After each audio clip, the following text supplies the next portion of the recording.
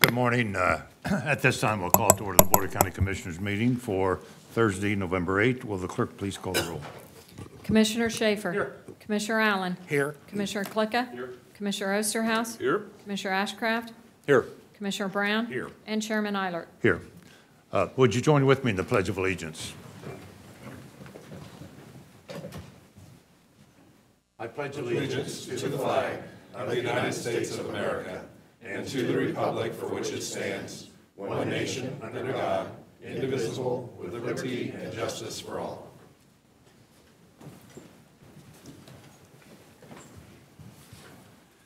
For those who are in attendance, if you have a noise-making device, could you turn it to off or silent mode so as not to interfere with our electronic communications, as our meetings are all streamed online.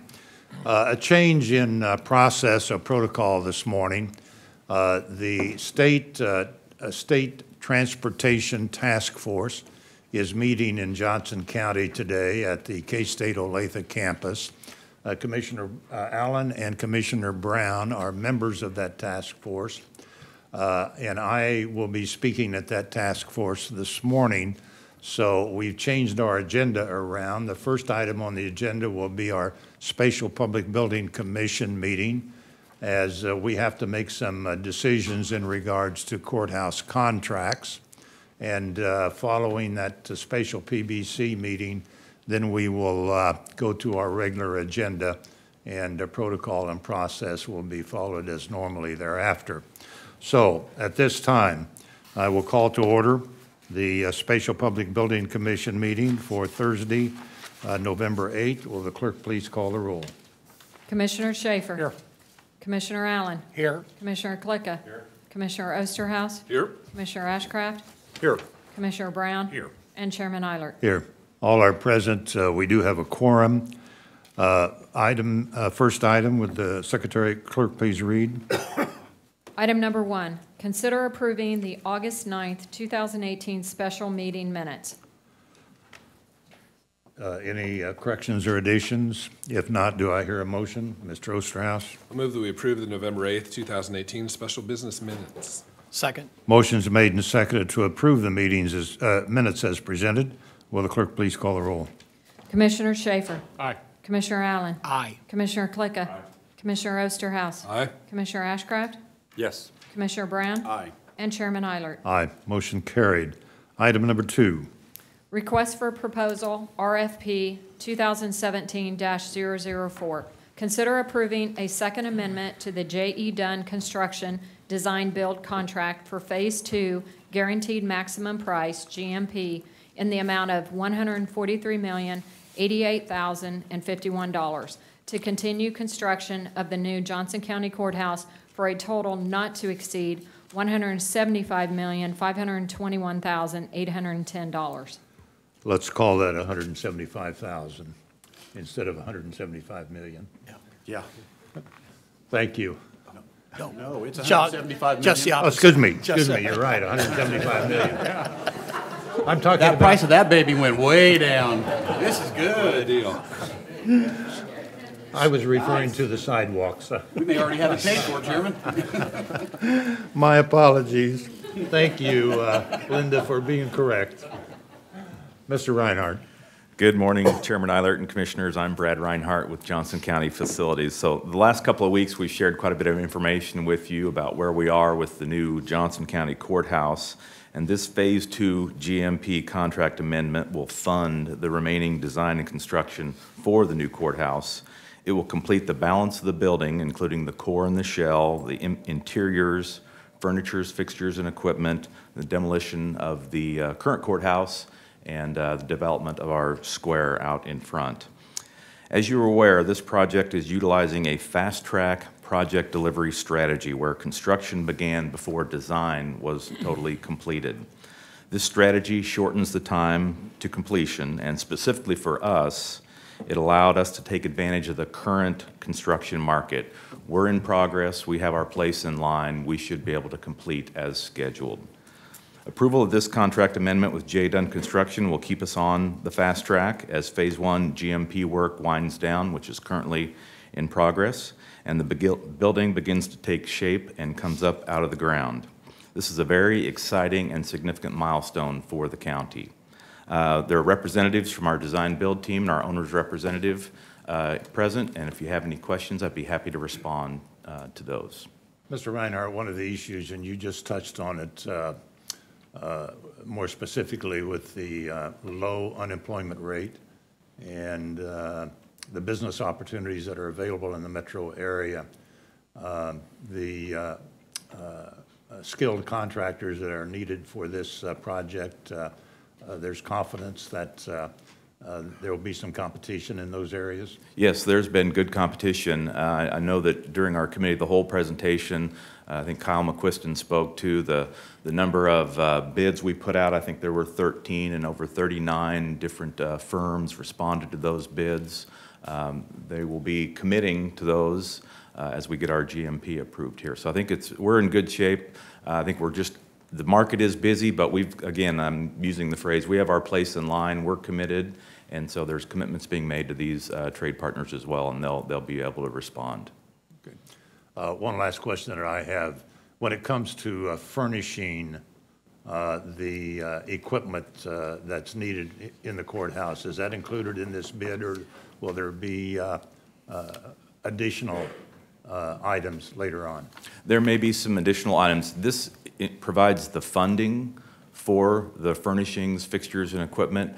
There may be some contracts that we'll come to you with to actually implement or make a purchase of some of those items, and I'll make sure I'm saying that correctly, but furniture, audiovisual, those might be some examples of specific contracts that could come back.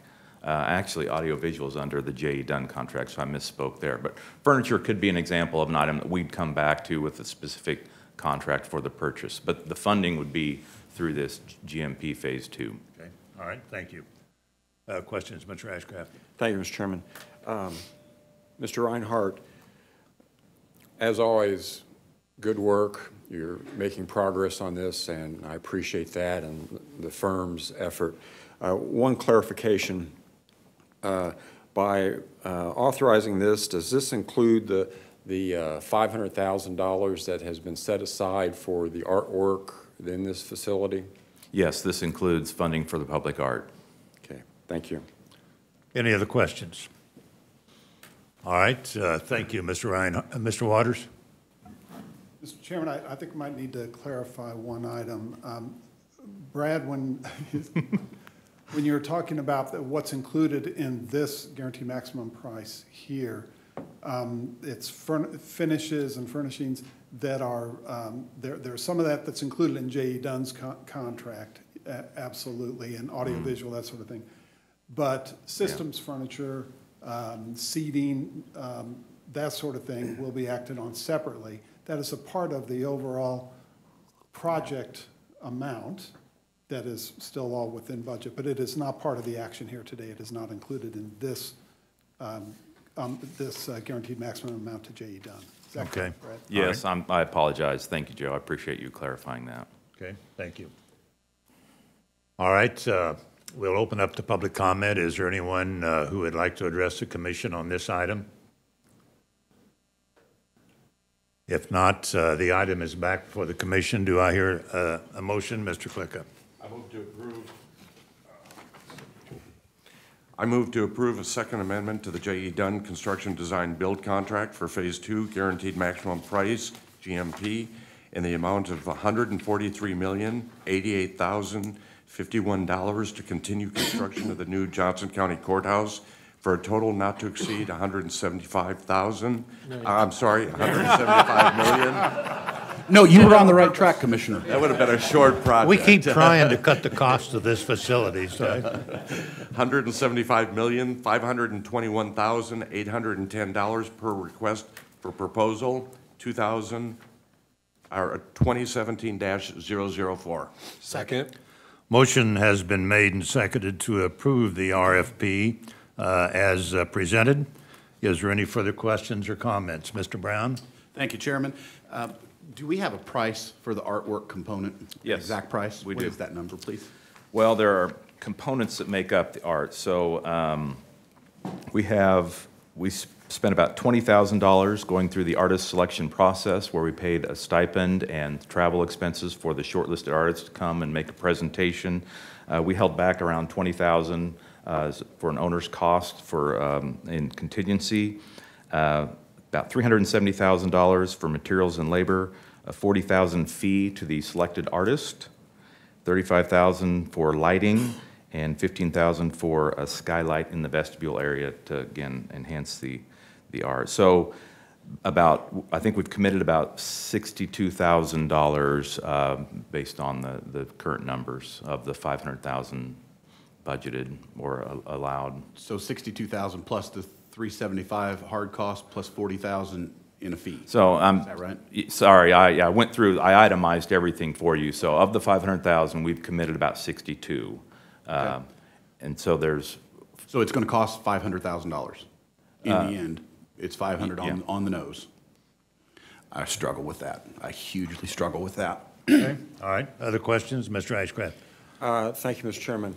I, like Commissioner Brown, do struggle with the art component, and I was going to ask that we divide the motion that we set as a separate motion of $500,000 for the art, so we can take action on that separately, and thus reduce the total amount from $175,000 or $1 million down $500,000 accordingly. Mr. Chairman. Well, let me, I'll ask the maker of the motion, but remember, we as a commission did take a vote and authorized $500,000 for public art. So in effect, that decision has already been made by a majority vote of the commission. Is that satisfactory?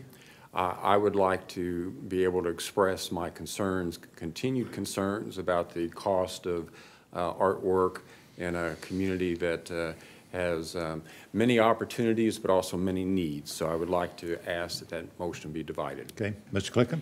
Mr. Chairman, I'm not willing to divide the motion at this point, because like, as you said, we did make a decision on it. I know we're going through a process to try to figure out how to deal with the art policies and procedures. And the one reason we opted to, we made the change, we changed the arts policy to a certain extent in preparation of the county. We reduced the dollar amount that we normally have set aside for art. But the reason I like it the way it is the fact of the matter is that the art component was incorporated in the overall design of the building. I'd like to see that, as I mentioned before, even more so, because I think the building itself is a piece of art, or should be a piece of art. But with this point, I'd like to continue with the motion as I've done. If the board chooses not to approve it, then we can come back and divide it. Okay, let me ask the seconder of the motion, Mr. Allen. I'm going to support the motion. I think artwork is an important component of the building. This is a signature building for the county for a very long time, and I think we've already reduced our policy before this building even was started to put the maximum on there, and I'm very comfortable with the procedure, so I'll support the motion. Okay. Well, based upon the request of the maker and the seconder of the motion will continue to be presented as... Point of order, Mr. Chairman. Yes. I'm not asking for an amendment to the motion. I'm asking that the motion be divided. So I will turn to the parliamentarian and ask if that is the correct protocol. If you want to divide the motion, you have to To divide the motion, you'd have to make a motion, it would have to be seconded to divide the motion, and it'd have to have a majority vote that divided the motion. So I do not have a second yet. Second. All right, the motion, you have made the motion. The motion has been made and seconded to divide the public art portion from the other elements of the contract. Yes, sir. All right, motion's made and seconded. Any further discussion on that motion? Clerk, please call the roll. Commissioner Schaefer? No. Commissioner Allen? No. Commissioner Klicka? No. Commissioner Osterhaus? No. Commissioner Ashcraft? Yes.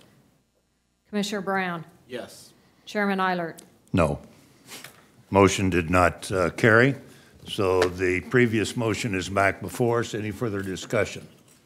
Chairman, I have Yes, a comment Mr. to Brown. make. As a result of that motion failing and not dividing this into two separate pieces, I will not be able to vote in the affirmative on releasing the contract. So my vote will reflect my opinion that these should be divided into two. I understand that it has failed, but for that reason and that reason only, I will not be able to vote yes on our standing motion now. Thank you. Okay, thank you.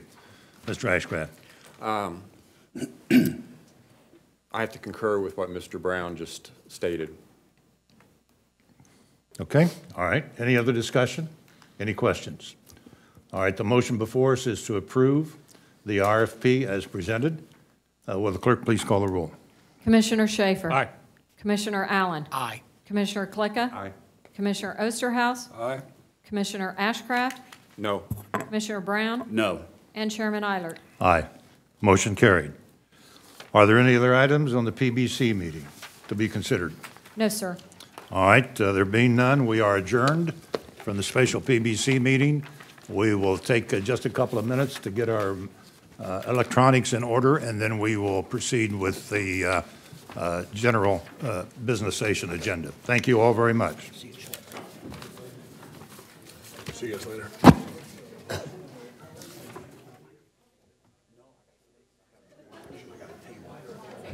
On that. Yeah, I'll be there. Yeah, I'll be there. Thank you.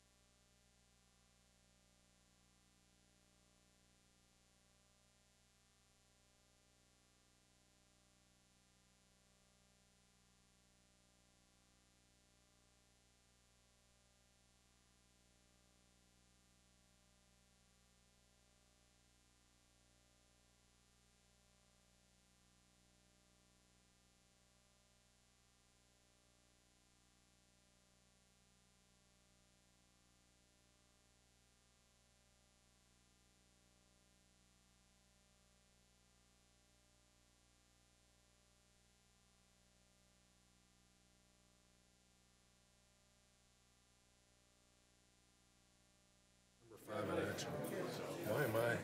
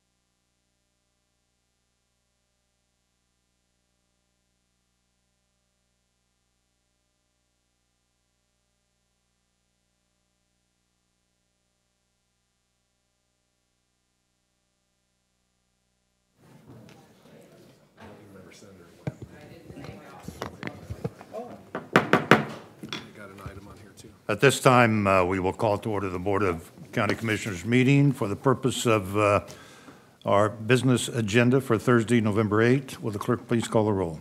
Commissioner Schaefer? He's in the building. Commissioner Allen? Mr. Allen stepped out for the Transportation Task Force meeting. Okay. Commissioner Klicka? Here. Commissioner Osterhaus? Here. Commissioner Ashcraft? Here. Commissioner Brown? Here. And Chairman Eilert. Here. We do have a quorum present. We do not have any presentations to make this morning, so we'll turn to the public comment portion of our agenda. If there's anyone present who would like to address the commission on an item which does not later appear on the agenda, would invite you to the podium, state your name and address, limit your comments to 5 minutes, and we'll be glad to receive that information. Mr. Raby. Good morning, Tom Raby, 17513 West 113th Street in Olathe. And I don't know if it was called for or not, but as a member of the public on the previous action, I approve the 5 to 2. I can still do math. 5 to 2 result. I think that you can keep stirring the pot for generations, and what do you get? A stirred pot. Doesn't always work out like that. But thank you.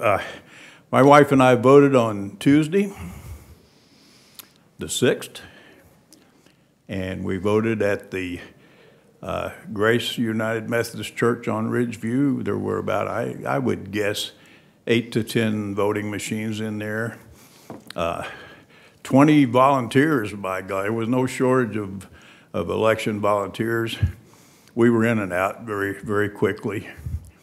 And except for the fact that, and it's another day, another subject for another day, the stupid method that we have for appointing and retaining judges in this state makes people stand in line at election offices for untold hours. That is without a doubt, that's stirring the pot for generations. Get rid of it. And I know you can't. That's for those lovely people in Topeka, and they're going to be in turmoil for 2 years, so who knows. But I have one subject quickly, maybe quickly. We once had an election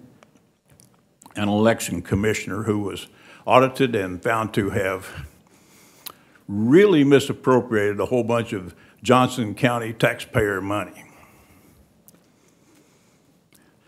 And that son of a gun bailed out of the county and took a bigger, better, higher paying, more important job in our nation's capital.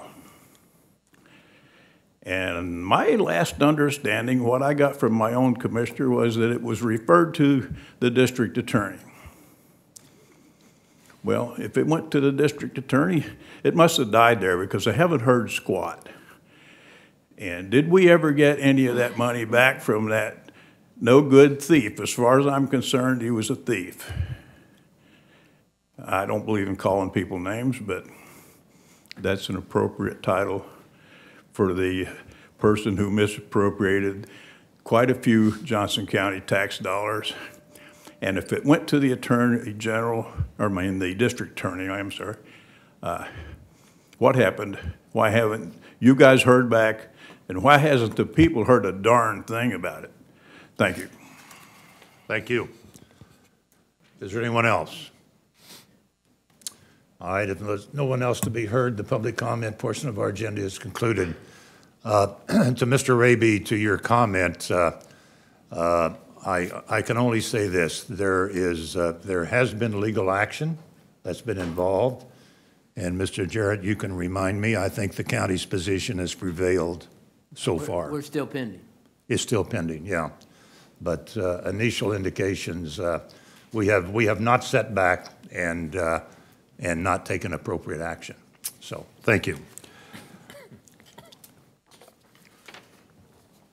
I do have one note for the record, a full release of easement for the Consolidated Main Sewer District. I have signed a full release due to the removal of sanitary sewer lines at College Boulevard and Schweitzer Road in the city of Overland Park.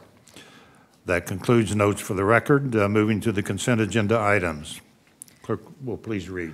Item number 1, consider approval of an agreement between the county and Shawnee Mission Unified School District allowing Ryan Jacobson, MD, Emergency Medical Director, to assist the district by reviewing and signing the district's opioid antagonist protocol and training the school nurse in administration of opioid antagonists.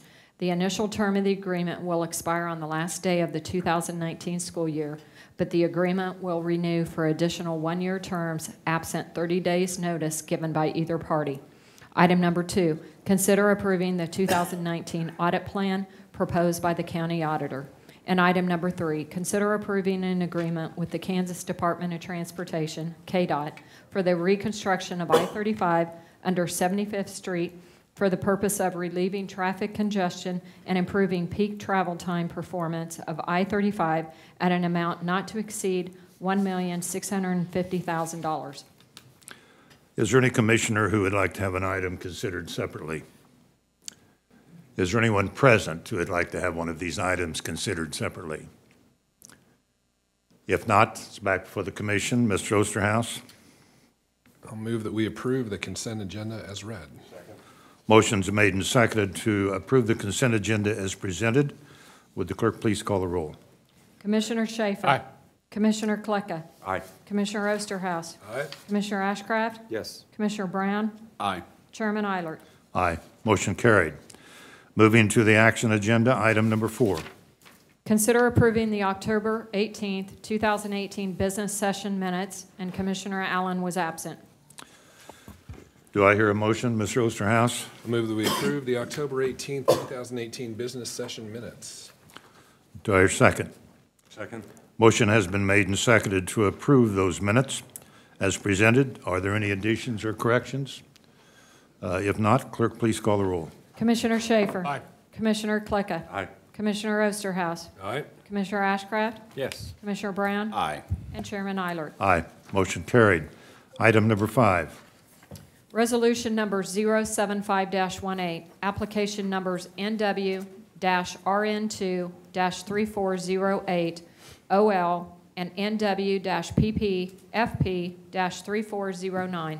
Consider a request from William Carter, applicant, landowner, for a 1, rezoning from RLD, Residential Low Density District, to Residential Neighborhood 2 District, and 2, preliminary and final plat for 2 residential lots on approximately 5 acres located at 13115 Lakeshore Drive.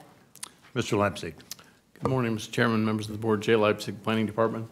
There appears to be a glitch with our technology, so I apologize, but I'll be able to kind of walk you through the history of this case. This is for a rezoning from RLD to Residential Low Density to Residential Neighborhood 2 District for Carter Acres 2 off of Lakeshore Drive. This item is presented by the Northwest Consolidated Zoning Board. Originally, it was presented on July 16th, 2018. The zoning board at that time asked to delay it until August 20th, 2018. And then it went before this body on October 15th of 2018. The board remanded it back to the zoning board. The zoning board has, or staff's recommendation was approval of the rezoning but denial of the plat, because we're basically, essentially, the applicant is asking for a separate entrances for lots 1 and 2 off of Lakeshore Drive, which is inconsistent with our subdivision regulations. When that was the original recommendation to the zoning board came up with a alternative of utilizing a shared driveway between lots 1 and 2, which I think we can. There we go. Now we can see it. I apologize for that. A shared driveway between lots 1 and 2, which also required that Mr. Carter remove the existing drive for lot 1, which is his residence. At that point, so that was the recommendation from the zoning board. Staff was also would recommend approval of that item as well. And so that being said, that this particular application, if you recall, we made some changes recently in our subdivision regulations, which is more lenient in terms of providing access for onto arterial lots, but that is in the rural district. This is a residential zoning district, and that is staff's concern so that's why the shared driveway is proposed, to try to limit those access points off of Lakeshore Drive. That'd be happy to answer additional Jay, questions. it's my understanding that there's been some discussion about continuing this item because of additional information that's being reviewed. What staff would if the zoning or if the board wishes to allow Mr. Carter direct access onto Lot 2 and to Lot 1, staff would ask for additional time to correctly word the waivers that are necessary to do that.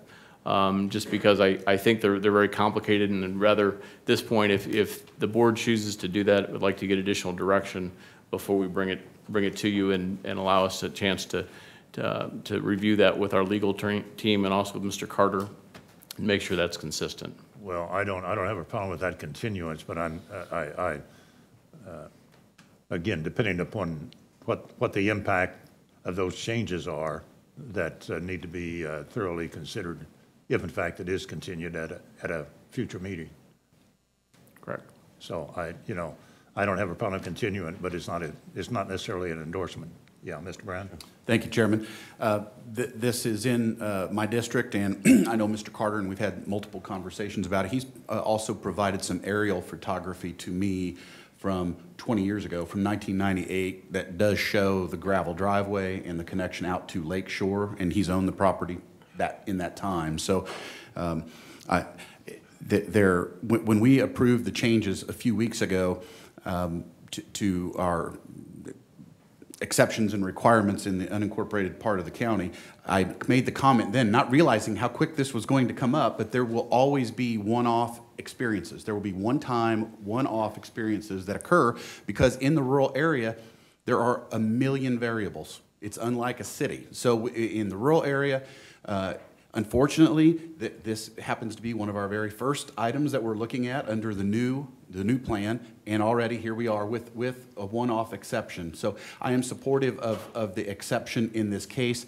My support of the allowing the exception has nothing to do with our staff, with our planning commission, with our zoning board. This is not a people issue. This is just simply reaffirming something that already exists as right. So from my perspective, this is easy based on the pictures, and I'm happy to share them for yourself so you can see and this came from the county's website. So I'm supportive of postponing this for 1 week to get all of the paperwork and the legal pieces in the right lane, and I will be supportive of allowing it to move forward next week. Thank you. Mr. Clickham?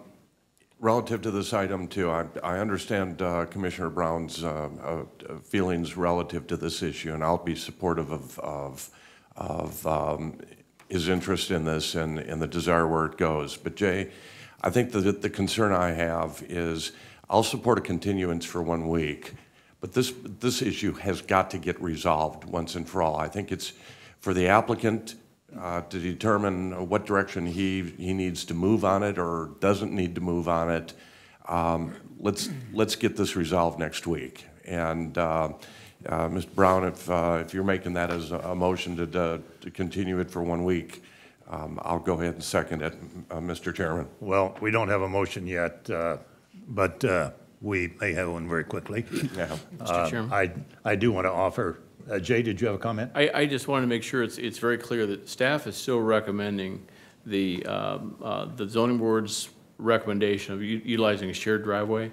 I was just offering if the board does deem it desirable, if you do want to allow Mr. Carter to have separate access for Lot 2 and keep his entrance from Lot 1. And then the other alternative, or the other idea that just to make sure we are all consistent on, is this: if you look at the plat, this shows 131st Street going through. So eventually, Mr. Carter or the subsequent owner will have to connect where his drive is. Will have to connect onto 131st Street. So that is just something to think about. I just want to make sure that the board is absolutely clear on that there's the zoning board recommendation, but then if the board does desire to allow separate entrances. And then with the notion that someday in the future, 131st Street will go through. We don't know when that will be. It is not part of the current CIP plan for the city of Olathe. So that being said, it's at least 5 years out, but it could be 10 years, it could be 15 years. We just don't know at this point. Mr. Chairman. Okay. Well, again, I haven't seen the information that's evidently being pursued, so I don't have a problem continuing it. Is there anyone present who would like to address the commission on this item? Yes. And I anticipate a motion to continue 1 week. Mr. Klicka? Mr. Chairman, I do. Number one, Jay, I recognize the wisdom that the planning staff has on relative to this item and in conjunction with the zoning board's recommendation. However, like Commissioner Brown, I believe there periodically there are some exceptions to the rule. I am looking for the alternative motion for next week that does incorporate at least some stipulation or recognition that within the next few years that other plot will have to connect to that street. Is it 131st or whatever it is? So I have no problem with that being incorporated in the alternative motion. Okay. All right. Again, is there anyone who'd like to address the commission on this item? If not, it's back before the commission. A motion would be in order. Mr. Brown? Chairman, I would motion to postpone for 1 week to our meeting next Thursday, this item. Second. All right, the motion has been made to continue this item until our next regular business session, which will be Thursday the 15th, correct? Okay. Any further questions or discussion? Mr. Ashcraft? Thank you, Mr. Chairman. Mr. Chairman, I'm happy to defer this a week, but I'm going to ask Mr. Lipsick if before then he could share with me all the information that's incorporated being considered and the implications thereof. Sure. Thank you. Okay. Any other comments? If not, the motion is before us. Clerk, please call the roll. Commissioner Schaefer. Aye. Commissioner Klicka. Aye. Commissioner Osterhaus. Aye. Commissioner Ashcraft. Yes. Commissioner Brown. Aye. And Chairman Eilert. Aye. Motion carried. Item number 6. Resolution number 091-18, application number SE-80UP-3428AU. Consider a request from Dave Webb, applicant, and Webb Family, LLP, landowner, for an amendment to an accessory dwelling unit permit on 70 acres on the property zoned RUR, Rural Zoning District, located at 4815 West 191st Street. Good morning, Mr. Chairman, members of the board. Jay Leipzig, Planning Department. This item at 4815 West 191st Street from the Webb Family LLP is it's really to amend an existing accessory dwelling unit permit to allow the applicant to finish the basement refinish, just to make sure it's entirely clear. When this originally was presented before the zoning board on November the 9th, 2017, and at that point, it wasn't clear with the zoning board that the basement would actually be finished. So we have an 1,800 square foot accessory dwelling unit, plus with the basement refinish, that adds an additional 1,400 square feet to the item. There's no change on the exterior of the building or the existing footprint. Okay. Questions? Is the applicant present? Yes, sir. Any comments you'd like to make? We're just asking for what we believe we asked for a year ago, and that there was clearly some misunderstanding, and we would like to move forward. Would you state your name and address for the record, please? My name is Wendy Webb. My address is 4815 West 191st Street, Stillwell, Kansas. Okay. Thank you very much. Is there anyone else who would like to address the commission on this item? If not, it's back for the commission. A motion is in order. Mr. Klicka? I move to adopt resolution number 091-18, approving an amendment to an accessory dwelling unit permit located at 4815 West 191st Street for the reasons and subjects to the stipulations set forth within the resolution. Second. Motion has been made and seconded to approve the resolution and the application as presented. Any further questions or comments? Mr. Osterhaus? Just one, real quick, I want to thank Jay and his staff. The Webb's son Matthew is one of my constituents, and he brought this to my attention. We got it to Jay, and very quickly they worked to resolve this. And I just wanted to say thank you because I know there's some time-sensitive issues for this property, and letting them get moving as quickly as possible is very important. So thank you, Jay, for the work for you and your staff. Thank you. Okay. If there's nothing else, clerk, please call the roll. Commissioner Schaefer. Aye. Commissioner Klicka. Aye. Commissioner Osterhaus. Aye. Commissioner Ashcraft. Yes. And Chairman Eilert. Aye. Motion carried. Next item. Item number 7, consider approving and authorizing a real estate purchase contract with Flum 143 Incorporated for property acquisition of approximately 35 acres of land located north of Executive Airport in the amount of $303,344, and to authorize the reallocation and use of the airport fund reserves in an amount not to exceed $303,344 to fund the purchase. Larry. Good morning, Commissioners. Larry Pete, Acting Executive Director, Johnson County Airport Commission. So what's in front of you this morning is for approving and the authorization request, 35 acres north of 151st Street and Executive Airport. This is part of the larger Willows subdivision that's located on the southeast corner of 143rd and Flum. And if you remember back in April 28, 2016, you had approved the rezoning application for the preliminary plat for this project with Flum 143 Incorporated. This dedicated open space was part of that Willows plan, and there was a recorded declaration of restriction to restrict the use to ag, and so this purchase it's part of that open space in between there, and it was correct, 303,000. So. Not million. Yeah. Anything else? Any questions? All right. Questions? Ms. Klicka. What will that property, will it be subleased out or leased out for ag? Exactly. We're looking into that right now. Last week, the bid closed for other ag property that we have, an ag lease that we have with the airport, and we're looking in with the process of how do we incorporate that into that and give that generate additional dollars or revenues exactly. for the airports when we're ready, Mr. Chairman. Well, but as I recall, this will remain ag. Yes. Right? Yeah. And that's part of the stipulation on the sale from the seller. They requested that it stay ag. Okay. All right. Thank you very much.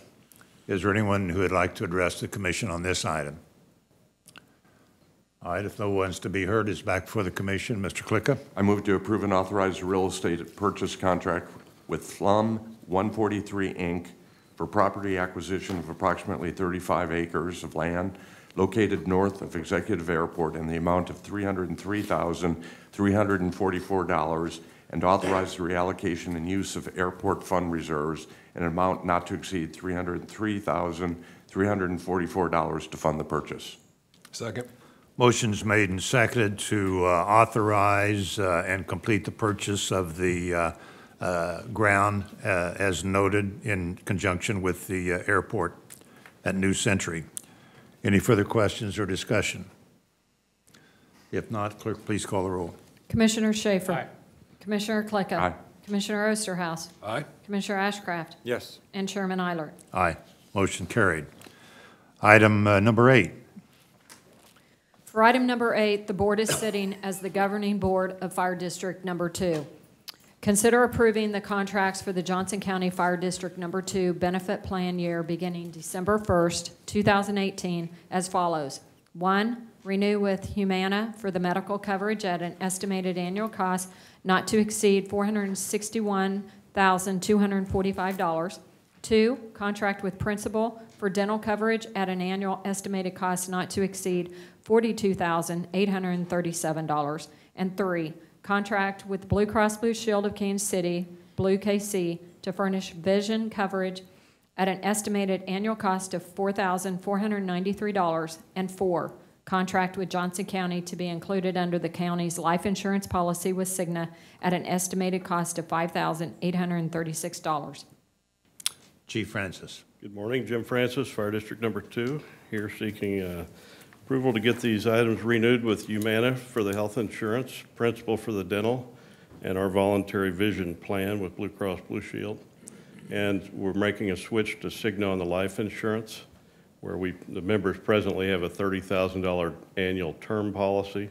This will be switching to a plan similar to what the county offers, 1 times annual salary. Okay. Questions? I understand that health insurance premium-wise, there was a 3% increase. Is that right?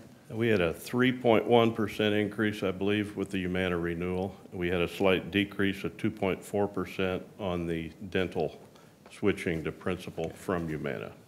Well, considering a lot of factors, those numbers are pretty good, so. I believe they are. Yeah. Any other questions? All right, again, anyone present who would like to speak to the commission on this item? There being no one to be heard, it's back before the fire board. Well, Mr. Clicker, you have a motion. I move to authorize JCFD2 staff to contract with the following vendors at the specified estimated annual cost. Number 1, Humana to provide medical and drug coverage at an annual cost not to exceed $461,245. 2, Principal to provide dental coverage at an annual estimated cost not to exceed $42,837. 3, Blue Cross Blue Shield of Kansas City to furnish vision coverage at an estimated annual cost of $4,493. And 4, Cigna will provide life coverage at an estimated annual cost of $5,836 through Johnson County's contract with Cigna Life. Second. Motion has been made and seconded that the fire board approve the recommendations in regards to the health and dental and insurance benefits that have been recommended. So the clerk will please call the roll of the fire board. Commissioner Schaefer. Aye. Commissioner Klecka. Aye. Commissioner Osterhaus. Aye. Commissioner Ashcraft. Yes. And Chairman Eilert. Aye. Motion carried.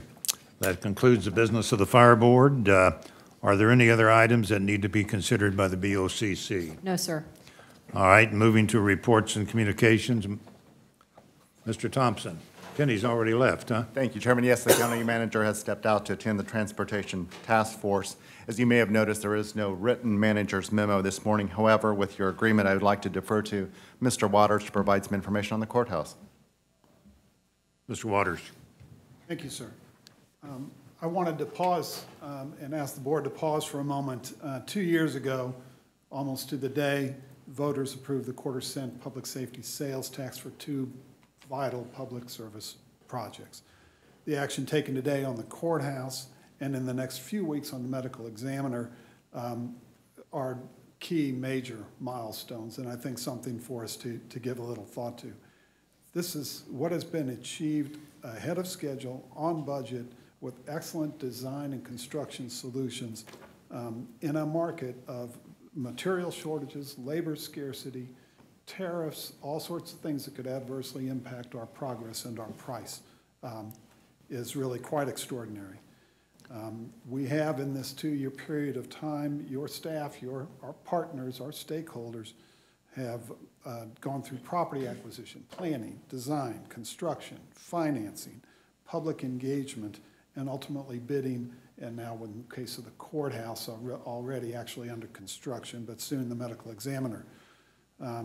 This has taken extraordinary, dedicated effort by many individuals in this organization, but at the same time, it has been achieved really because of the remarkable collaboration between these departments and agencies and elected offices, because of their ability and their willingness to trust one another and pitch in together to get this done.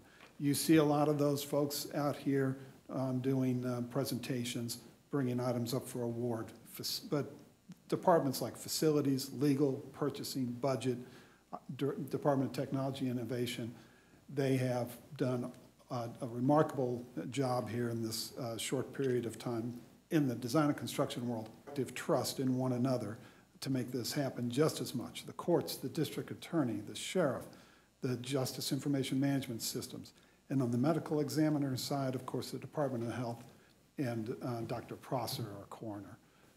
That's just to name a few, but those, this is a time I would put forward to pause and say there's been some great work done here. Much yet to be done to see it to completion. But this is a major milestone done very quickly and very effectively. Okay. All right. Thank you very much. Anything else, Mr. Thompson? No, Chairman. All right. Turning to commission comments, Mr. Schaefer. Nothing to add, sir. Thank you. All right. Mr. Klicka. Nothing. Mr. Ashcraft. Well, Mr. Chairman, I think I have some mixed emotions about the results from Tuesday. I congratulate you on your success. I congratulate Commissioner Osterhaus on his. Mr. Schaefer, I don't know if condolences is the right word, but I respect your effort and respect you as an individual, and I wish you well, and I'm sure your service for the next few months will be, as it has been, stellar, and I look forward to continuing to serve with you until the end of your term. Thank you. Mr. Osterhaus. Just a few things. We had a few ribbon cuttings. We had one at Whole Life Chiropractic over in Rosanna Square. They've actually expanded, so they're not really a new business, but expanded, doubled the size of their capacity. I made a joke about after the campaign's being over, there'd be plenty of crooked politicians for them to work on. Yeah, sometimes your jokes work, sometimes they fall flat. Have you had one that ever worked? I think that Elvis joke a few years ago. That's true. Yeah, okay. Then Mission had a new Catholic Charities in Northeast Johnson County opened up a new turnstiles. That's their third one in the county. This one's going to be a focus more of a boutique type with just clothing and accessories versus the kind of the furniture and other things you get at other turnstiles. So a little new twist on theirs, but that was last night. Then we had our JCERT meeting on Monday, and we're looking forward to some celebrations that JCERT's going to do. This is the 10th anniversary of the JCERT, the voters approving the JCERT tax for higher education. So look forward to seeing some of those in your inbox as the more details will come out about that. Thank you, Mr. Chair. Okay, thank you. Saturday, November 10th at 11 a.m. will be our Veterans Day celebration, sponsored by Johnson County. The activities will be held at Antioch Park at 65th and Antioch Road.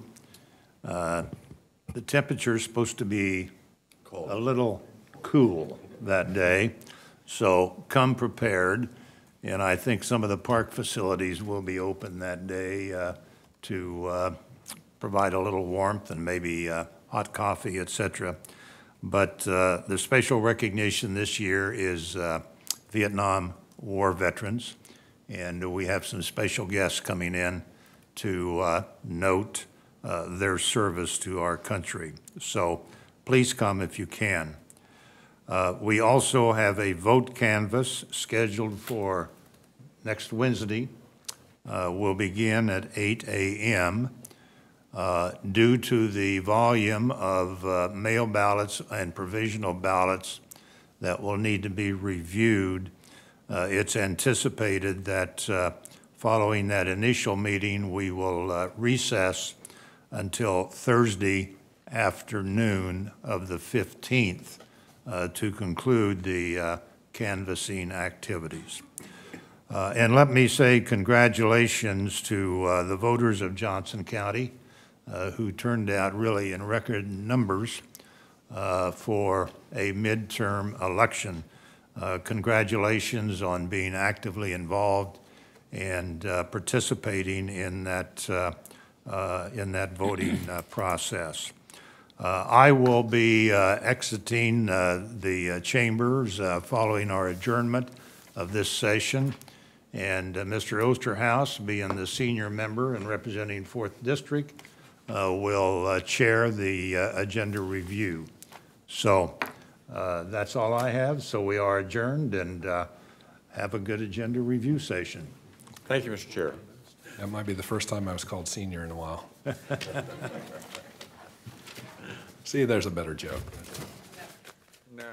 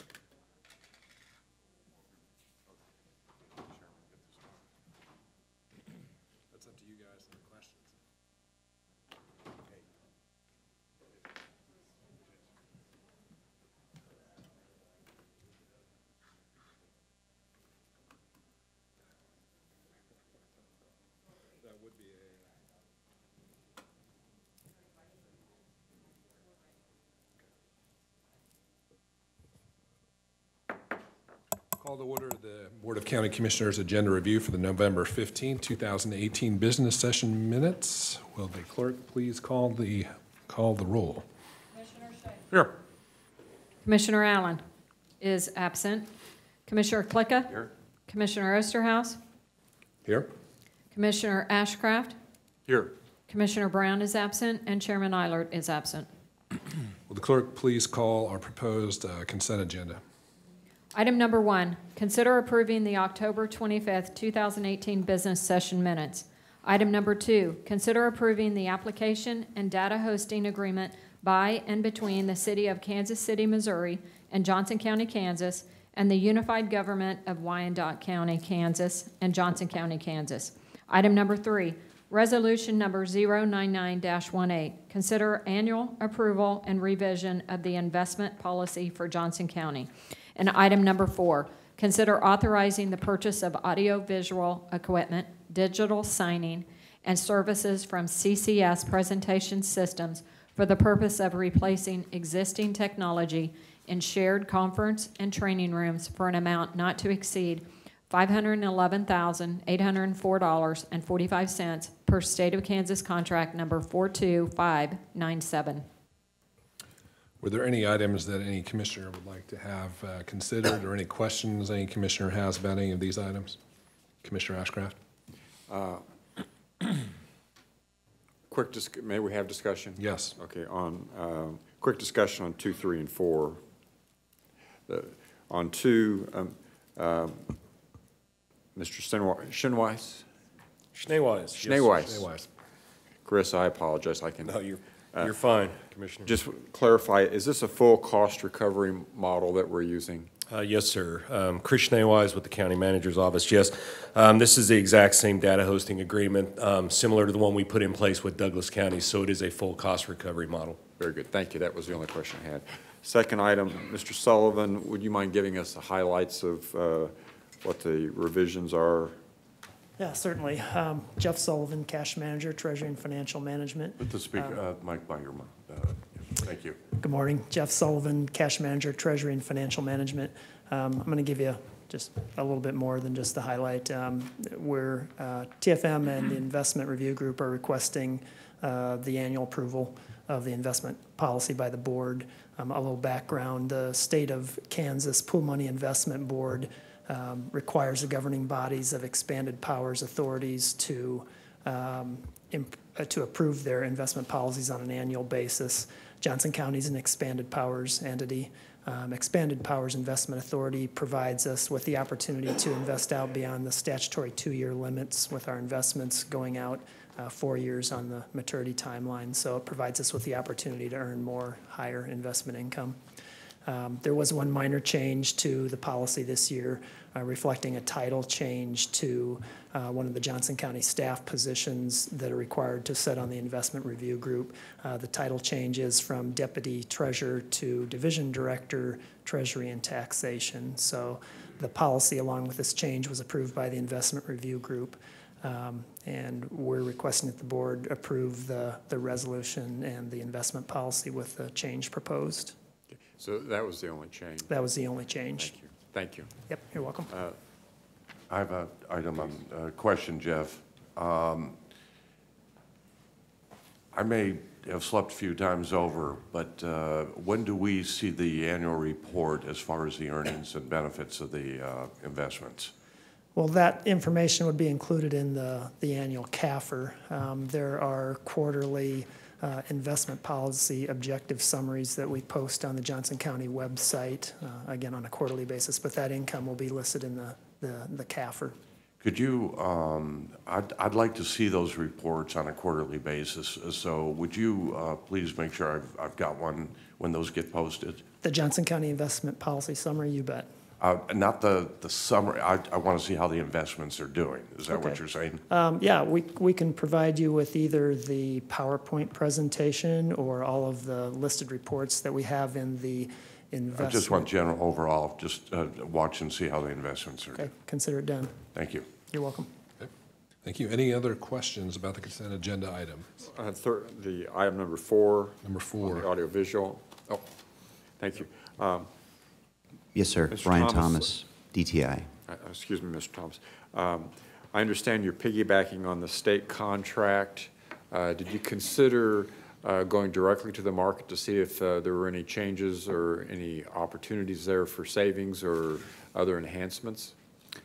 That's always an availability or opportunity, but we work directly with purchasing on that. So on this, we competitively bid multiple vendors under the state contract, and we feel this is the best pricing and service for the county. So we went through a bidding process through the state contract, is that right, Ms. Lynn?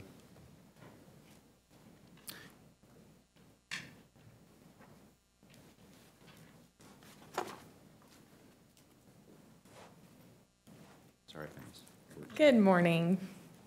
Robin Lines, Purchasing Manager. So DTI did contact the purchasing office, and they reviewed 3 other contracts for AV companies that held state of Kansas contracts.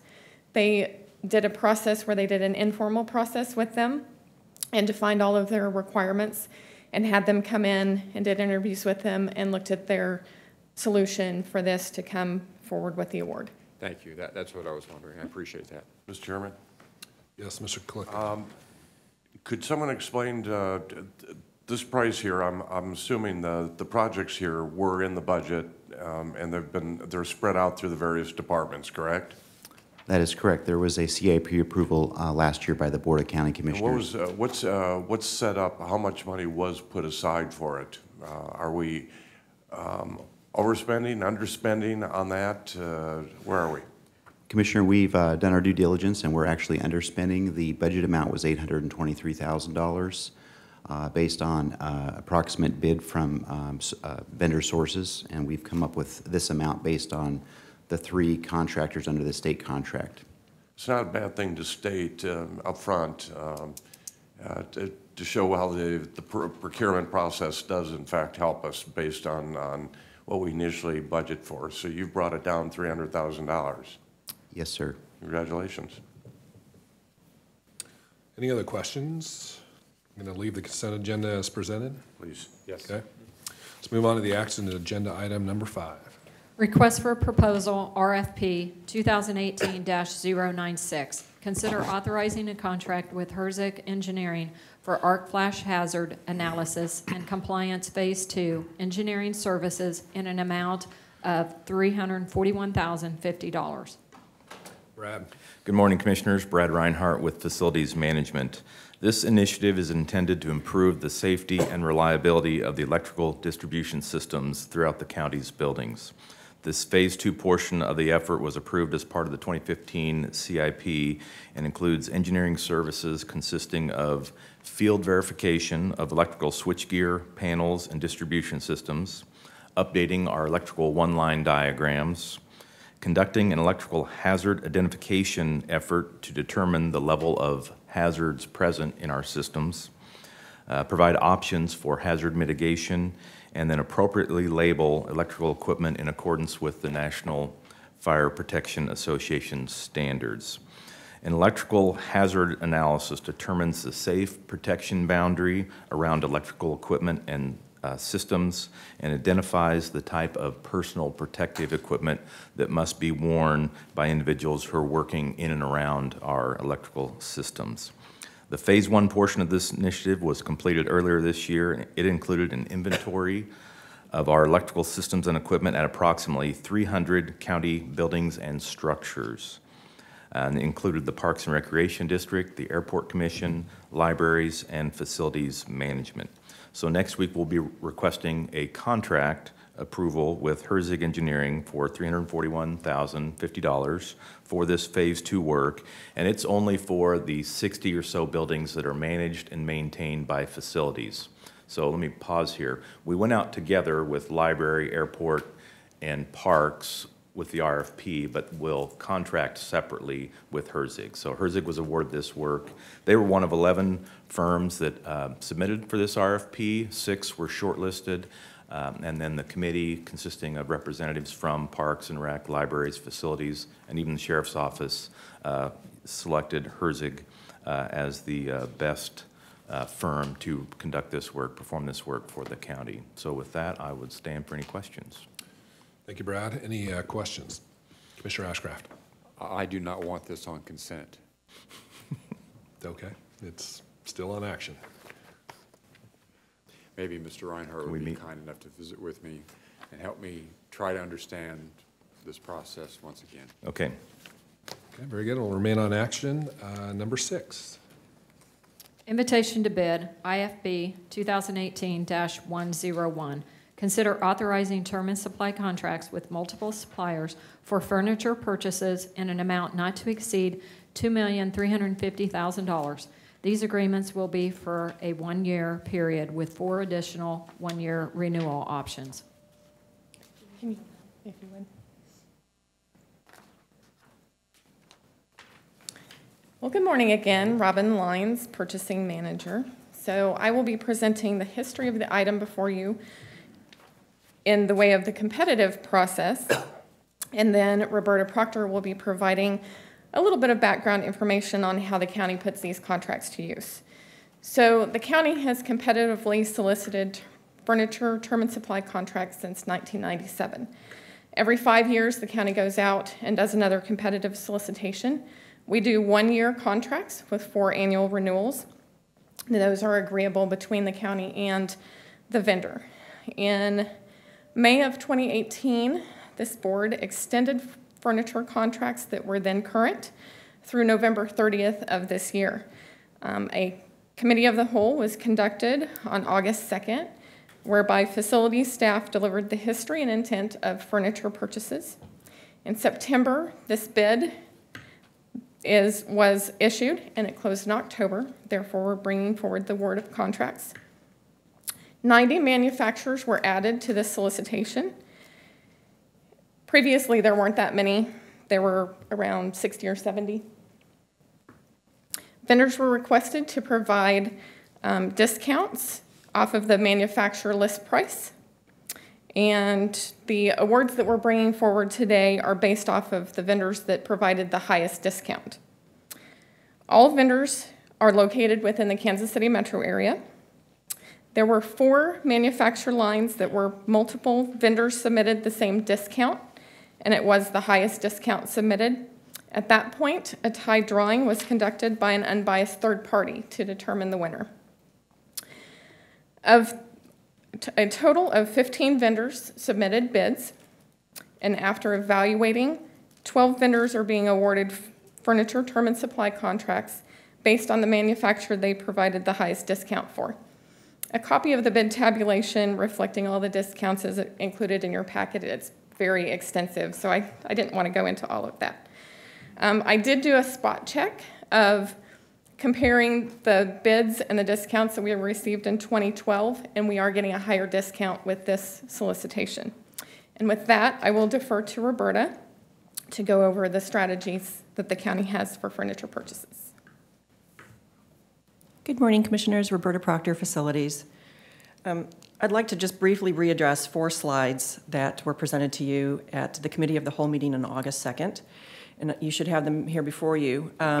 These are directly in support of the foundation of having these contracts in place. So that being that this supports our furniture program, and those 3 major facets being our performance and quality criteria, not only of our furniture, but also of those vendors that we have at the table.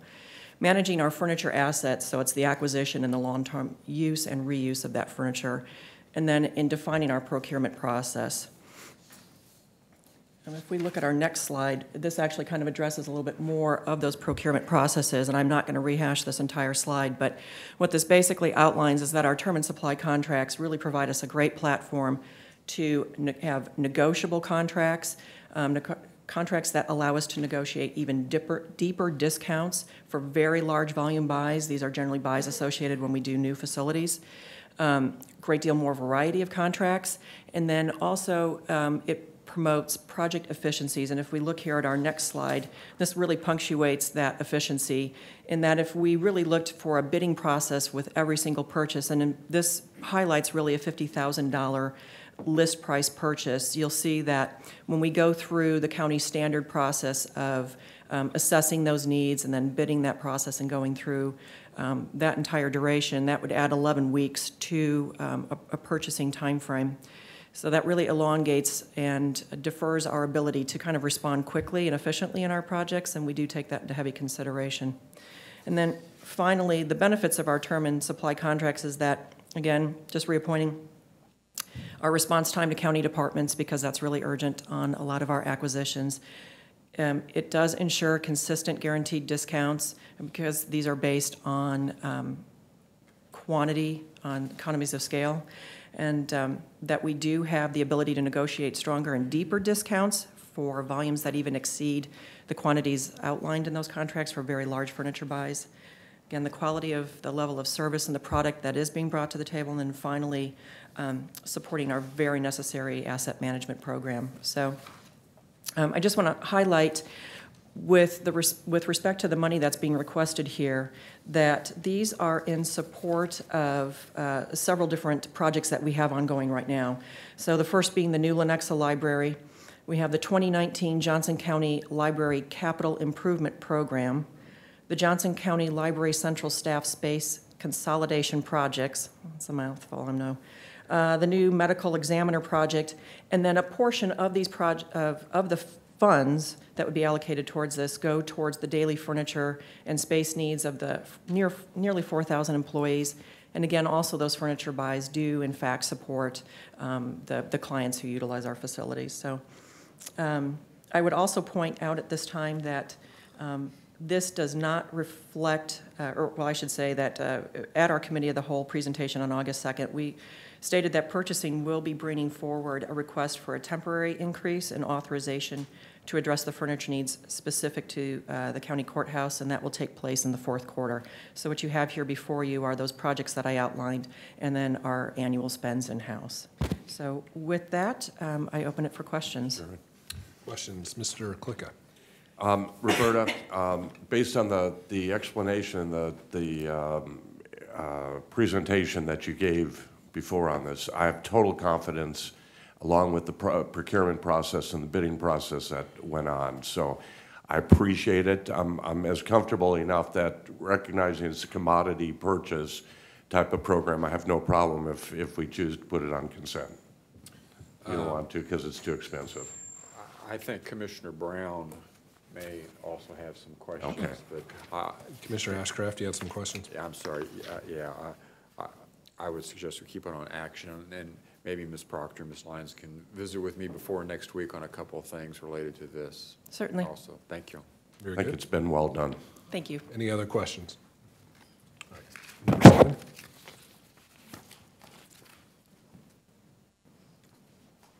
Item number 7, consider reinstating the expired deferments from Johnson County wastewater system availability charges that have been in place for 15 years, 10-year plus 5-year reinstatements for 3 properties which continue to be used for agricultural purposes.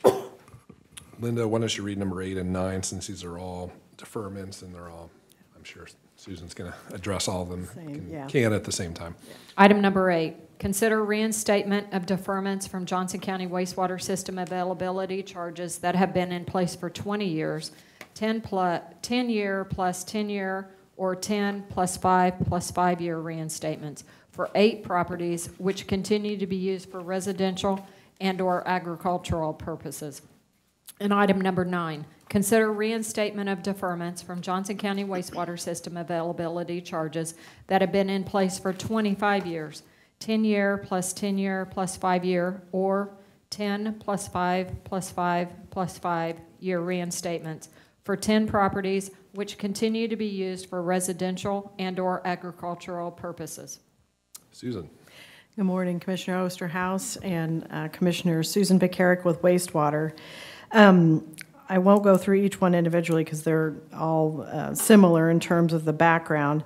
These are properties that have been deferred for the periods that Linda read, and those deferments have expired. Resolution number WD 10-35 provides guidelines for the staff and for the board to consider when hearing appeals from properties that are requesting reinstatement of their deferments. Under this resolution, the general manager is given certain authority to grant deferments for certain reinstatements, but that authority is not provided for the deferments that are before you today.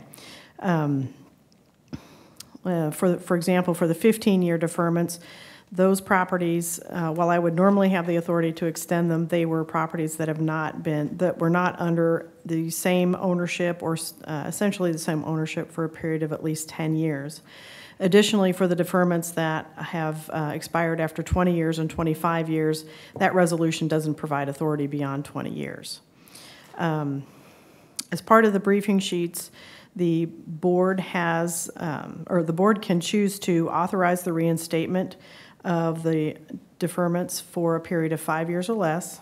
deny the request for reinstatement and assess the system availability charge, which for 2019 will be $300. Well, in each of the briefing sheets, the charges are listed there. I was going to give the acre charge, but each one is different based on the acreage and whether or not there's a residence on the property. And the third option they have is that you have is to set a hearing date to hear these appeals and allow the property owners to present additional information in support of their appeal. Wastewater staff has discussed updating the deferment policy with the board, and so at this time, staff's recommendation is that the board consider reinstating the deferments for a period of 5 years. Very good. Any questions? Commissioner Ashcraft. Ms. McCarrick, a question that I will wrestle with and maybe we can discuss offline is in making a determination whether to grant a deferment or not. A question that I struggle with is for the owners of the properties, have they maintained a consistent use and it's been the consistent owner, and you've referenced that, but I need to make sure that I am clear on each of these items as we go forward, because there is a question of the general good versus the individual good, and how best to realize that. And I know the arguments for the general good, but if the individual is not personally at this time receiving a benefit, then I have a hard time supporting or not supporting the deferment, I should say, to have their costs increase because of things beyond their control. So I'll look forward to that conversation. If not before, then next week. Be prepared for those questions. Okay. Commissioner Klicka. Susan, you all are recommending that the deferments continue as proposed here in these 3 items, correct? We are doing that at this time since we've been discussing updating deferment policy. And lacking a more formalized policy that would change that. And I'm sitting here wondering if, is there anyone who's opposed to that continuation at this point? Is the board, various members of the board, is there anything coming out? Because I'm wondering, and if we keep this as an individual item for individual consideration, we may be sending a message out there to how many people there thinking that there's a potential that those deferments will be pulled. And so I'm wondering, barring any questions that some of the commissioners may have, want to visit with you offline on this deal, in lieu of sending a message of fear out there, putting this on consent docket. Are we allowed to put these deferments on? I was just going to make an offer or make a comment, Commissioner Klicka, that if the board elected to not extend the deferments per the staff's recommendation at this time, then we probably want to set a public hearing to give the property owners proper notice and give them an opportunity to come in and present. So. Don, can these be put on consent, or are these by statute something we have to vote on? No, they can be on consent if you're going to continue the deferment. Okay. Well, I have no problem putting them on consent. Is there anyone that has any issues putting these 3 items on consent? I have none. Okay, very good. We'll put these on consent. Thank you, Susan. Okay. Thanks. Number 10. Resolution number 093-18. Consider City of Gardner administrative permit amending the exterior lighting plan of an approved preliminary development plan for a warehouse distribution center, Midwest Commerce Center, Coleman Warehouse at 17150 Mercury Street, Gardner, Kansas.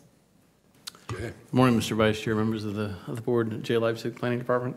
This item, the City of Gardner, is for an administrative permit to amend the existing, amend a lighting plan to install 8 25-foot light poles for the Coleman Building.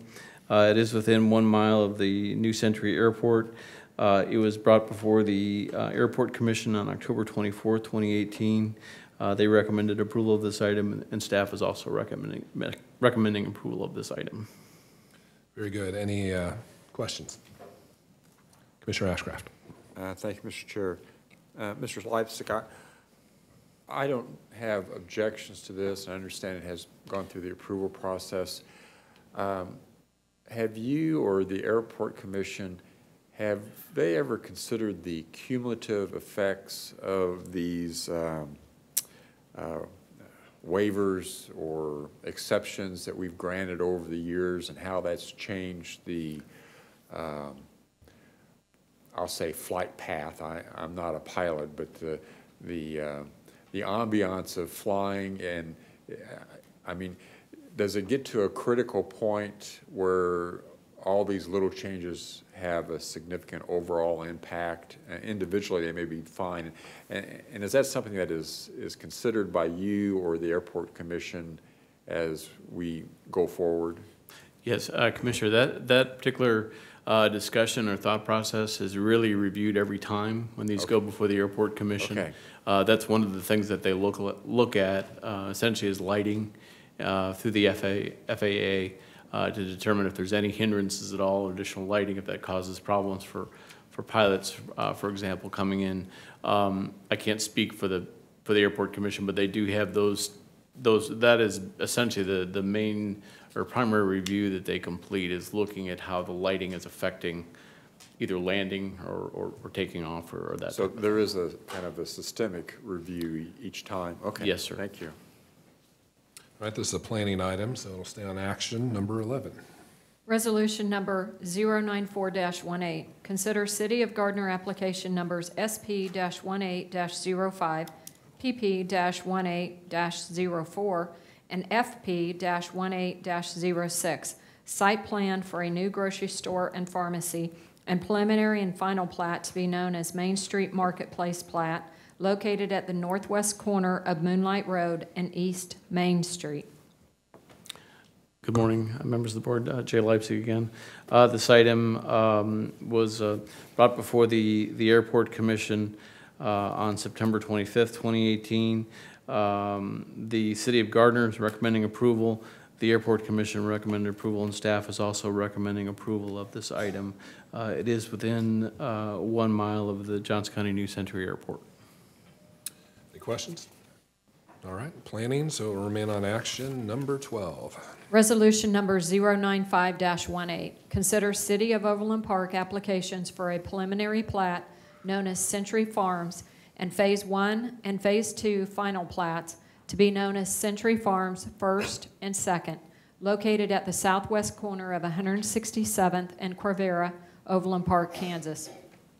Good morning, Mr. Vice Chair, members of the board, Jay Leipzig. This item for New Century Farms is for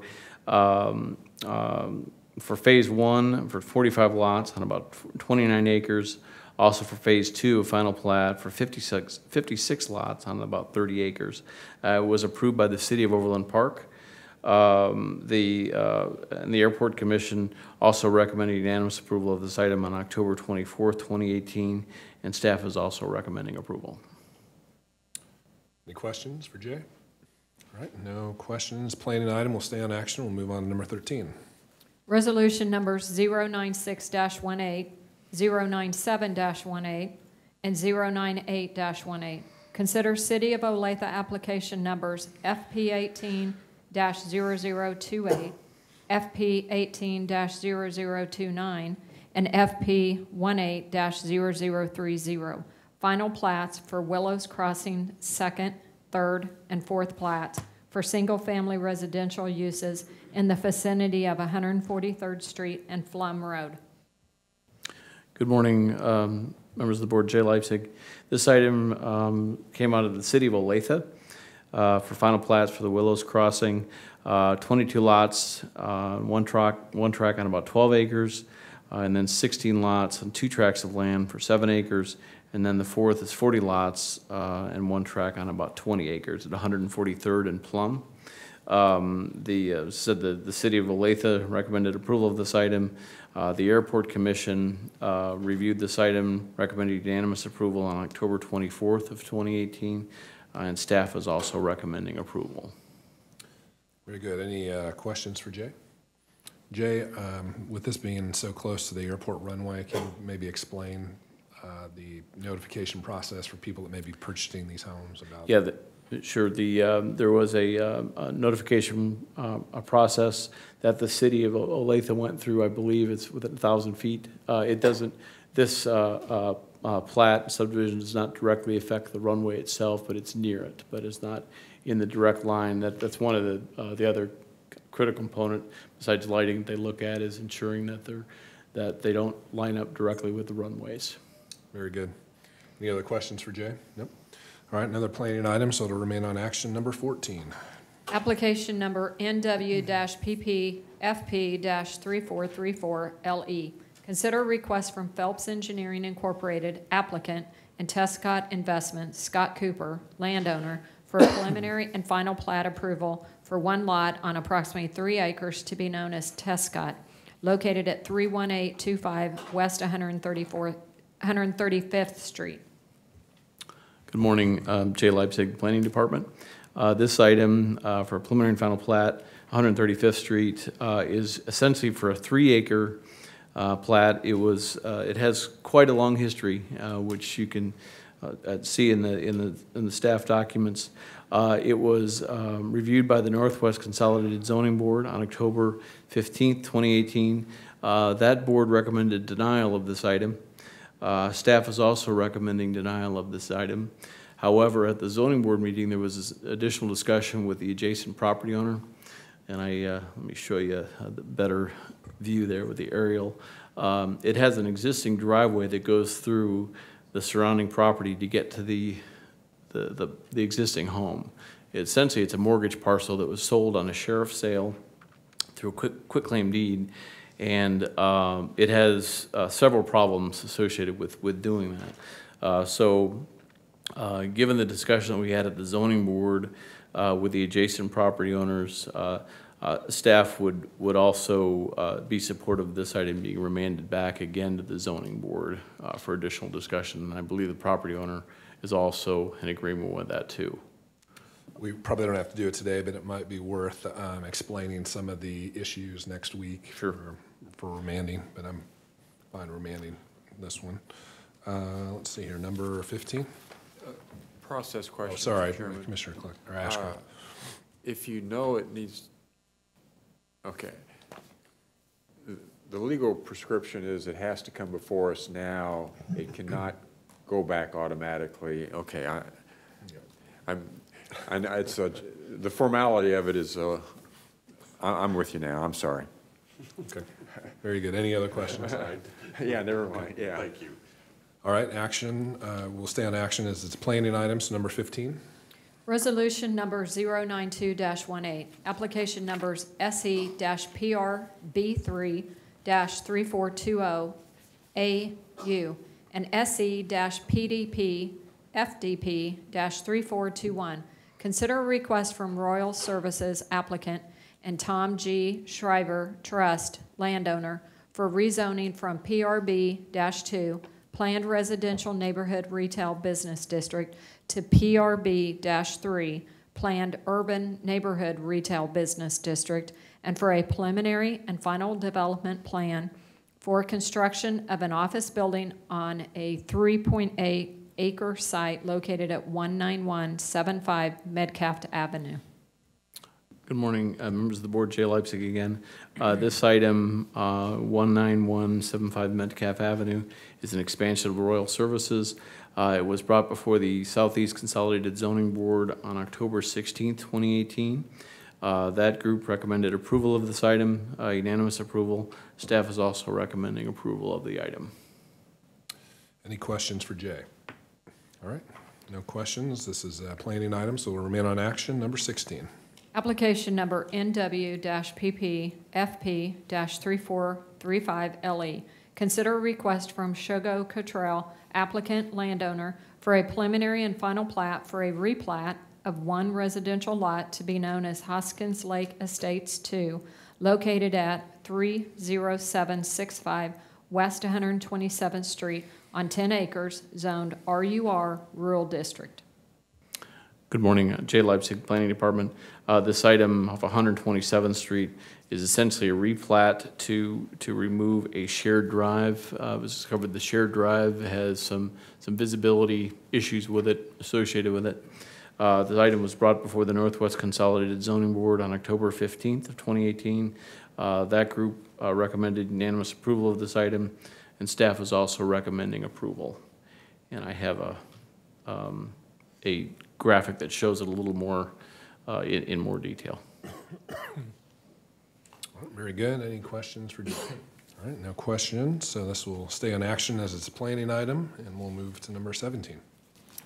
For item number 17, the board will be setting as the governing board of Fire District Number 2. Consider approving the November 2018 payables for Fire District Number 2. Mr. Chairman, I've asked this probably before, Don, and you probably, or Maury, whatever. This can't be put on consent docket or item. It's because we're acting as a different board. That's the way we've looked at it.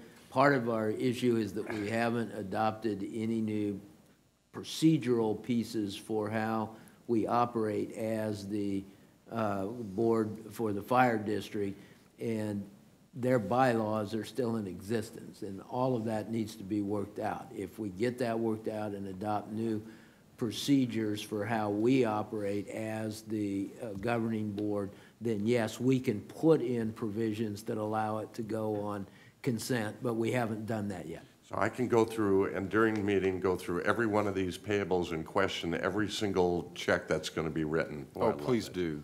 Yeah. And unfortunately, that's what the legislature, when it requires to do that, to Well, do. where's our chief? You should be explaining each one of these checks that need to go out. And at one time, we did do that as the Board of County Commissioners, but. And I don't see the attachment with my notes here on all the checks that are being written. But there, we could adopt procedures. We just haven't done that yet. Commissioner Ashcraft.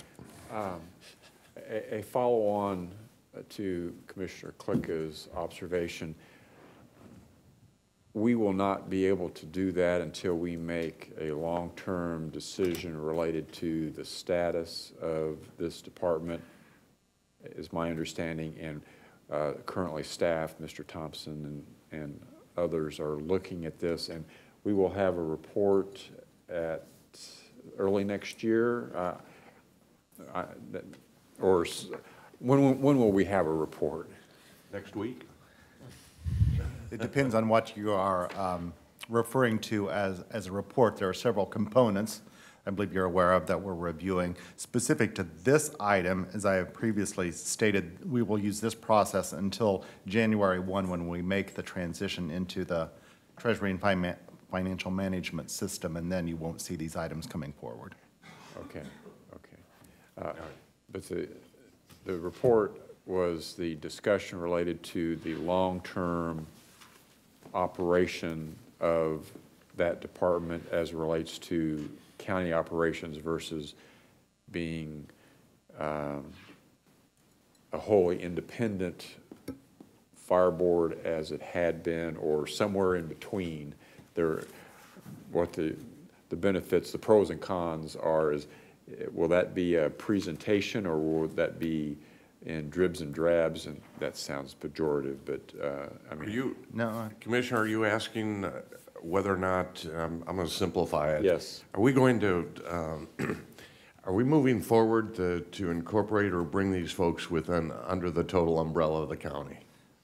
Commissioner, I believe that's a policy decision that staff is waiting for direction. We can proceed down either path. But again, as to governance of the district, that is a decision that this board will have to make at some point. If we can start seeing some development of that policy that can come through, I would appreciate it. Is that what you're asking for also? In part, I think there needs to be discussions amongst the board, because I believe staff have received some conflicting feedback or unclear feedback, and since three of us aren't here, I mean, it would be important to have that shared understanding and that understanding communicated to staff on some issues, maybe all issues. So, because otherwise, Mr. Jarrett gets to duck work responsibility of updating the bylaws on how we run these operations.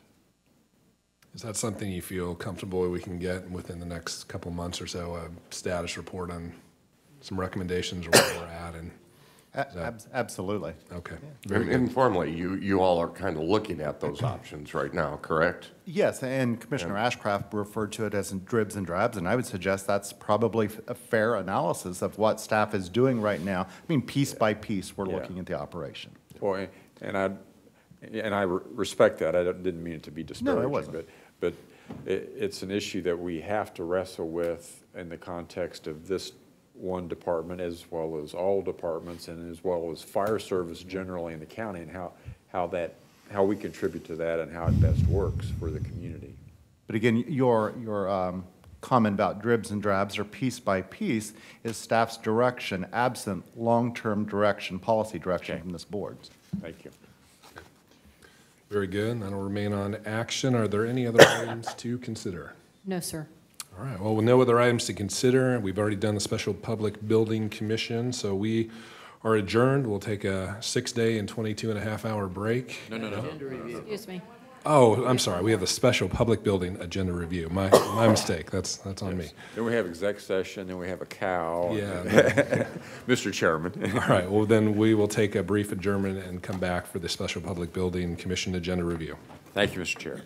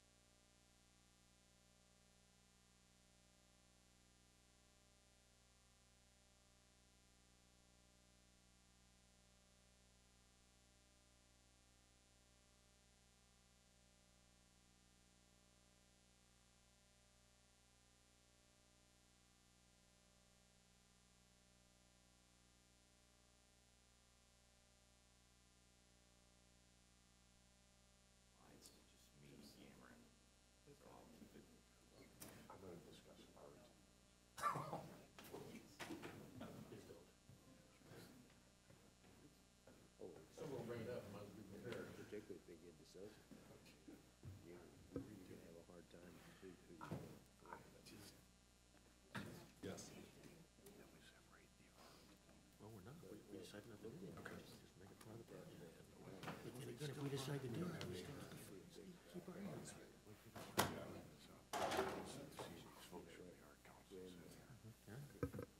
You got Dawson and they played well. You got Garrett, who's a good contributor, but Dick and Moore did not play well.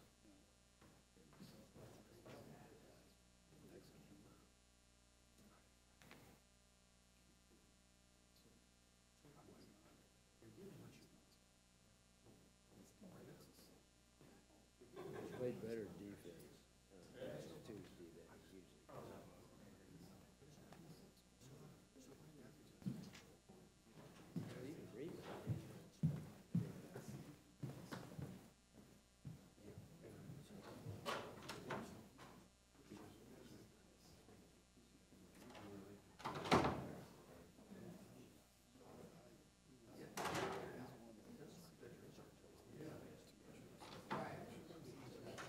Well, I haven't seen him, no.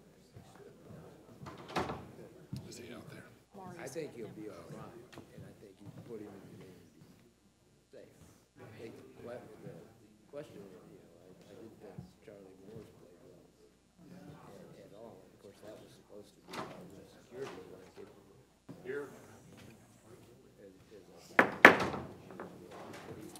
We'll call to order the Special Public Building Commission Agenda Review for the November 15, 2018 Special Business Minutes. Will the clerk please call the roll? Commissioner Schaefer. Here. Commissioner Allen is absent. Commissioner Klicka. Here. Commissioner Osterhaus. Here. Commissioner Ashcraft. Here. Commissioner Brown is absent, and Chairman Eilert is absent. All right, item number 1. Consider approving the November 8th, 2018 special meeting minutes. Okay. Well, read those, and if you have any corrections, bring them for next week. Number 2. Request for proposal RFP 2017-075.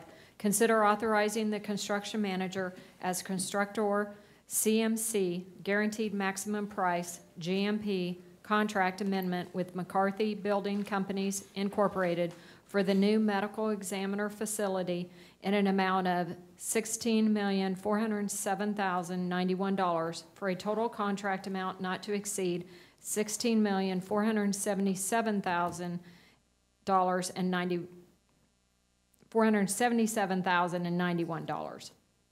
Brad. Good morning, Commissioners. Brad Reinhardt with Facilities Management.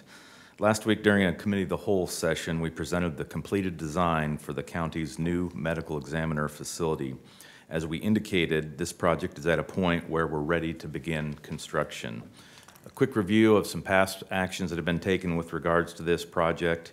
In December of 2016, the new medical examiner's facility was authorized by the PBC. A contract with PGAV Architects for design services was approved by the PBC in September of 2017.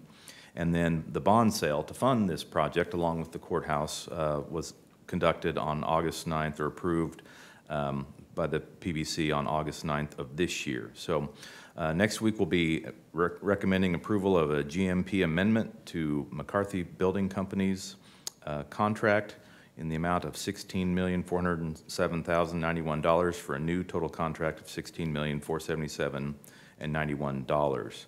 McCarthy Building Companies has been a key contributor during the design phase of this project. They were engaged throughout the process, and they brought relevant and direct experience in constructing complex science and technology facilities, including our forensic science buildings, such as our ME facility.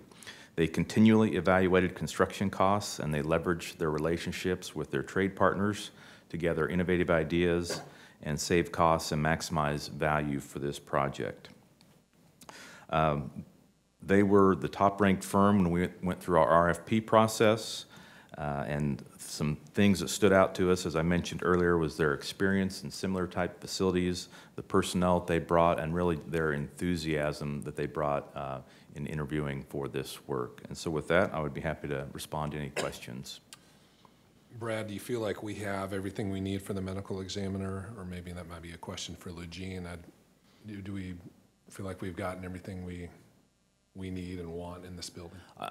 Yes, I believe so, and I'll look for a head nod from Lugene. So yeah, there's been a good process to look at the construction as well as the FF&E that it will be needed to start this program up. Okay. Very good. Any other questions? Commissioner Ashcraft. Thank you, Mr. Chair. Mr. Reinhardt, remind me, when we approved going forward with this building, did the commission offer direction in terms of the percent for the art? And that's my recollection, that we did not approve monies to be spent on particular standalone or incorporated art. Is that right? That is correct. We received direction from you to not incorporate public art into this facility. Okay. Thank you. Any other questions for Brad? Okay, very good. Are there any other items to be considered? No, sir. Okay. Well, with there no other items to be considered, that concludes our meeting, and we are adjourned. Have a wonderful weekend, everyone. We'll see you in 22 hours and 6 days.